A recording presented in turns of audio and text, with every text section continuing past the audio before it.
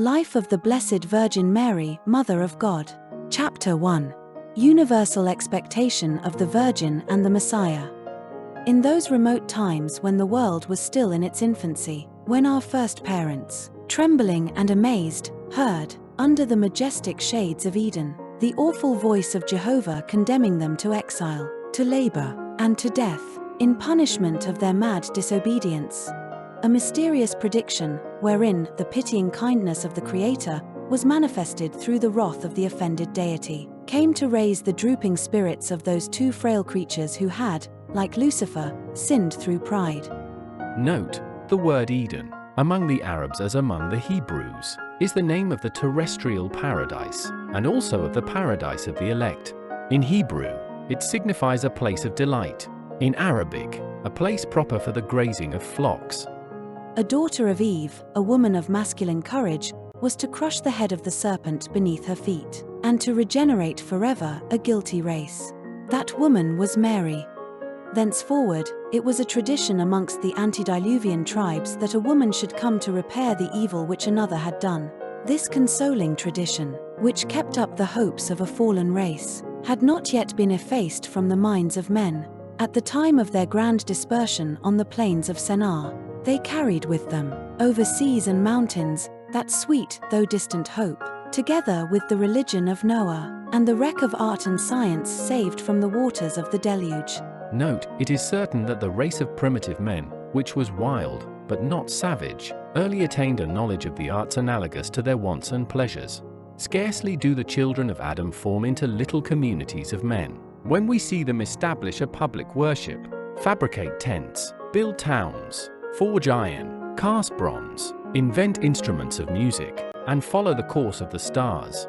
The history of astronomy must be traced, according to Bailey, to an antediluvian people, of whom the memory is lost, but of whose astronomical knowledge some fragments escaped the general revolution.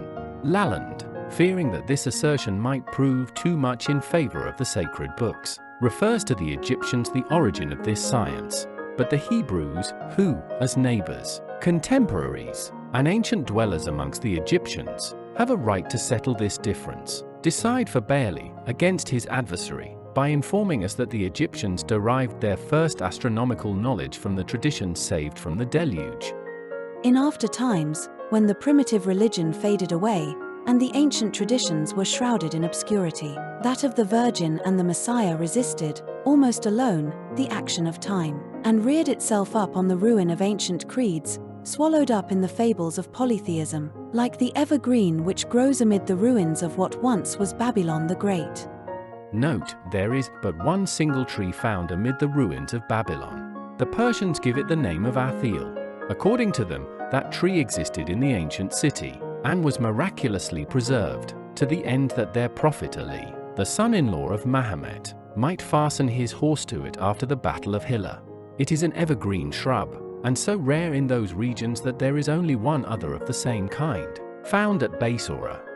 Let us survey the various regions of the globe, let us search, from north to south, from east to west, the religious chronicles of the nations. We shall find the Virgin promised, and her divine maternity at the basis of almost all theogonies. In Tibet, in Japan, and in a portion of the eastern peninsula of India, it is the God who, to save mankind, became incarnate in the womb of the young betrothed of a king, the nymph Lamogayaprol, the fairest and holiest of women. In China, they reckon amongst the number of the sons of heaven, the Emperor Hoangti, whose mother conceived by a flash of lightning. Another emperor, Yao, who lived at the time of the deluge, had for his mother a virgin who conceived from the beam of a star. Yu, the head of the first Chinese dynasty, owed his life to a pearl, the emblem of light throughout all the East, which fell from heaven into the chaste bosom of a young maiden. Note, the pearl, says Chardin, has everywhere distinctive names in the East. The Turks and Tartars call it Marjoin, globe of light. The Persians, Marvid, production of light. Heozai, chief of the dynasty of Chiu, changed not by his birth the virginity of his mother, who conceived him by divine operation. One day as she was in prayer, and brought him forth without effort and without pain in a deserted grotto, where lambs and oxen warmed him with their breath. Note, we find in the Kai King 2 fine odes on this marvelous birth of Hioc, and the comments and paraphrases of the learned on these verses agree in explaining them in a way which renders the resemblance to the divine maternity of Mary still more striking. Every child who is born, says Hosu, rends the womb of his mother, and costs her the most cruel anguish. Qiang Yuan brought forth hers without rupture, hurt, or pain. It is that Tien, Kevin, would thus display its power, and show how the Holy One differs from men. Having been conceived by the operation of Tien, says another commentator, Su Tsongho, who gave him life by a miracle, he must needs be born without wounding the virginity of his mother. The most popular goddess of the Celestial Empire, Xingmao, conceived at the simple touch of a water flower. Her son, brought up under the roof of a poor fisherman, became a great man, and wrought miracles. The Lamas say that Buddha is born of the Virgin Mahamahai, Somino Kodam, the prince, the legislator, and the god of Siam, likewise owes his life to a virgin made fruitful by the rays of the sun. Lao Tzu took flesh in the womb of a black virgin, wonderful and fair as the jasper. The zodiacal Isis of the Egyptians is a virgin mother. The Isis of the Druids was to bring forth the future savior. The Brahmins teach that, when a god assumes human flesh, he is conceived in the womb of a virgin, by divine operation, so also Jagranath, the mutilated redeemer of the world. Note, Jagranath, the 7th incarnation of Brahma, is represented in the form of a pyramid, without hands and without feet. He lost them, say the Brahmins, trying to carry the world, in order to save it. Krishna, born in a grotto, where angels and shepherds come to adore him in his cradle. Each of these has a virgin for his mother. The Babylonian Dogdo sees in a dream a brilliant messenger from Oromazes, who deposits at her feet the most magnificent garments. A celestial light falls upon the face of the sleeper, who becomes fair as the day star. Zerdhucht, Zoroaster, or rather Ibrahim Zarathustra, the famous prophet of the Magi, is the fruit of this nocturnal vision. Note, Zarathustra signifies washed with silver. This surname was given to Zoroaster, because that, as the Ghibas say, he proved his mission to a Sabian prince who persecuted him by plunging into a bath of molten silver. The tyrant Nimrod, informed by his astrologers that a child, still unborn, menaces his gods and his throne, causes all pregnant women to be put to death. Zerdhucht, however, is saved through the prudence and dexterity of his mother. Note, this Nemraud, whom Taverny names Nenbraut, is, according to some, Nimrod, the famous hunter. According to others, the tyrant Johak of the Persians, a king of the first dynasty of princes who reigned immediately after the deluge. According to the author of the Mefati al-Alum, Nemraud would be identical with Gai Kheus, second king of the second dynasty of Persia, named the Kalanides. The Persian historians give him a reign of nearly 2 centuries, which must needs be rather long. By some he is represented as an impious man, who conceived the strange fancy of ascending to heaven in a chest, drawn by 4 of those monstrous birds called kirks, mentioned by old Eastern writers in their romances. After having wandered some time through the air, he fell so heavily on a mountain, say the ancient legends of Persia, that it was shaken to its very base. According to the Persians, this Nimrod caused Zerdhucht, whom they confound with Abraham, to be cast into a fiery furnace. According to others, Nemraud was a Sabian in religion, and it was he who first established the worship of fire. The Jews claim for Abraham, the father and the founder of their people, this persecution, of which the honor is given by the Persians to Zerdhucht, their legislator.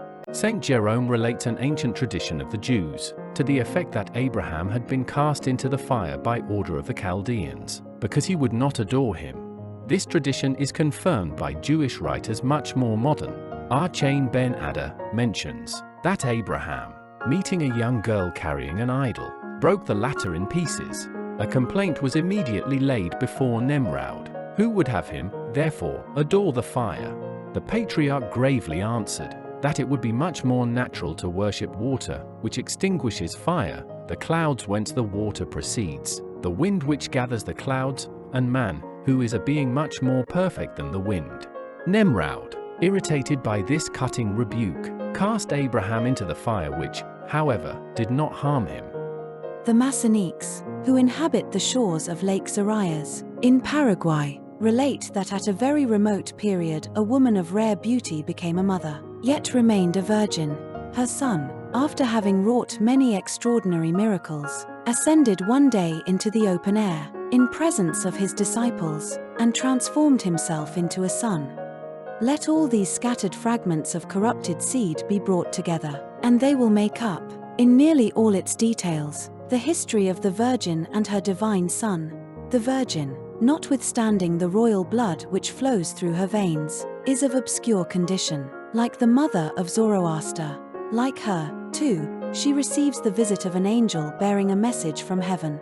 The tyrant Nimrod, who was the progenitor of a line of very wicked princes, may pass for the type of Herod, and is as anxious to compass the death of the young fire worshipper, as the sanguinary spouse of Mariamne to accomplish that of the infant Jesus. Both miss their prey, born of a virgin who conceives him during fervent prayer, and brings him forth without pain or effort in a poor stable. Like the firstborn of the noble and pious Qiang Yuan, our divine Savior dwelt amongst the lower classes. Like the son of the Chinese goddess, angels and shepherds come to render him homage, as to Krishna, on the very night of his birth.